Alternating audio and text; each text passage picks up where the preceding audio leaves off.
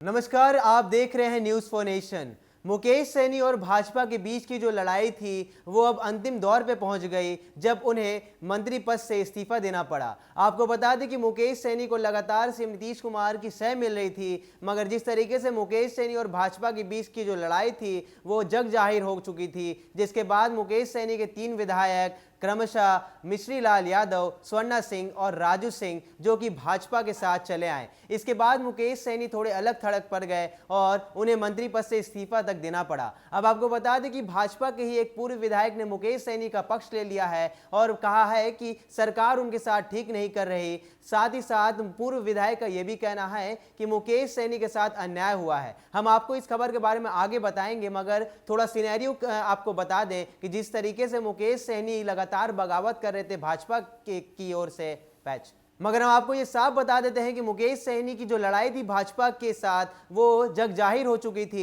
जिस तरीके से मुकेश सैनी ने उत्तर प्रदेश के विधानसभा चुनाव में अपने उम्मीदवार उतार दिए, जिससे काफ़ी नाराज हो चुकी थी भाजपा। बिहार एनडीए में बड़े भाई की भूमिका में भाजपा है, जिसके बाद से ही मुकेश सैनी को काफ़ी डराया धमकाया जा रहा था। मगर जिस तरीके से उनके तीनों विधायक को भाजपा ने अपने पाले में कर लिया, उसके बाद से ही मंत्री मुकेश सैनी की हवा निकल गई। उसके बाद उन्हें इस्तीफा तक देना पड़ा। अब आखिर भाजपा का ये कौन सा ऐसा पूर्व विधायक है जो मुकेश सैनी के पक्ष में आ गया है और लगातार मुकेश सैनी के पक्ष में बात कह रहा है और साथ में साथ ये भी कह रहा है कि उनके साथ अन्याय हुआ है, उनके साथ ऐसा नहीं होना चाहिए था। उन्होंने सरकार पे भी सवाल उठाए हैं और भाजपा से ही पूछ लिया है आखिर ऐसा क्यों किया। देखिए हमारी ये रिपोर्ट। बिहार की सियासत में मुकेश सैनी और भाजपा के बीच 36 का आंकड़ा किसी से छिपा नहीं है। भाजपा से पंगा लेने के कारण सैनी को मंत्रिमंडल से बाहर का रास्ता दिखा दिया गया, लेकिन भाजपा के ही पूर्व विधायक डॉक्टर अच्युतानंद सिंह का कहना है कि मुकेश सैनी के साथ सही नहीं हुआ है। पार्टी लाइन से अलग जाकर बयान देने पर सियासत क्या रूप लेती है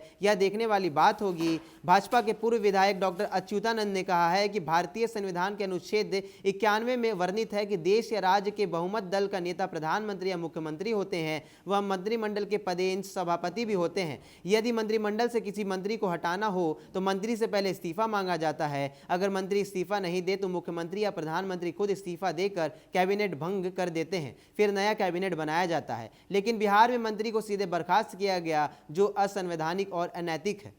उन्होंने बताया है कि मुकेश सैनी के पार्टी वीआईपी के 3 विधायकों को पहले भाजपा में शामिल करा लिया गया। वहीं वीआईपी के विधायक के मरणोपरांत बोचहा सीट खाली हुआ तो भाजपा ने अपना उम्मीदवार उतार दिया। इसके बाद सरकार में मंत्री मुकेश सैनी को भाजपा की अनुशंसा और मुख्यमंत्री की सिफारिश पर राज्यपाल ने मंत्रिमंडल से बर्खास्त कर दिया। भाजपा जदयू एनडीए सरकार के तानाशाही और निरंकुशता का इससे बड़ा उदाहरण क्या हो सकता है। पूर्व विधायक की इस बयानबाजी के क्या मायने हैं या तो देखने वाली बात होगी, लेकिन जिस तरह से अपनी पार्टी पर उन्होंने हमला बोला है, निरंकुशता और तानाशाही का आरोप लगा दिया है, यह कुछ और ही संकेत करता है। संभव है कि आने वाले समय में राजनीति की कुछ नई तस्वीरें दिखाई देने वाली है। तो बिहार की सियासत में उस वक्त खलबली मच गई जब मुकेश सैनी को मंत्रिमंडल से इस्तीफा दिलवाना पड़ा। खुद सीएम नीतीश कुमार ने राज्यपाल को एक पत्र सौंपा, जब राज्यपाल ने यह साफ कह दिया कि अब मुकेश सैनी को मंत्री पद से हटाया जाता है। मगर आपको बता दें कि लगातार मुकेश सैनी और भाजपा के बीच की जो 36 का आंकड़ा था वो लगातार बढ़ता जा रहा था। मुकेश सैनी ने सबसे पहले तो उत्तर प्रदेश के विधानसभा चुनाव में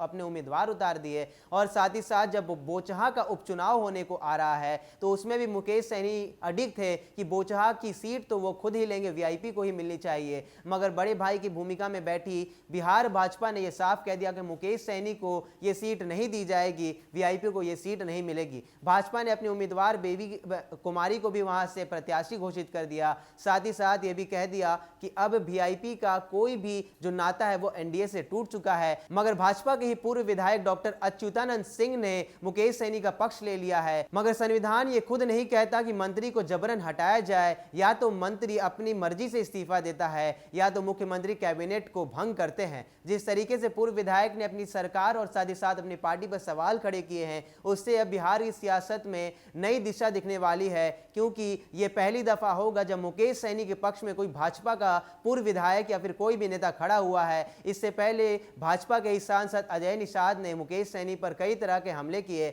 और साफ कहा कि एनडीए में ये छुरा घोंप रहे हैं, इसी कारण मुकेश सैनी को एनडीए से अलग थलग कर दिया गया है। लगातार खबरों में बने रहने के लिए आप देखते रहिए न्यूज़ फॉर नेशन। नमस्कार।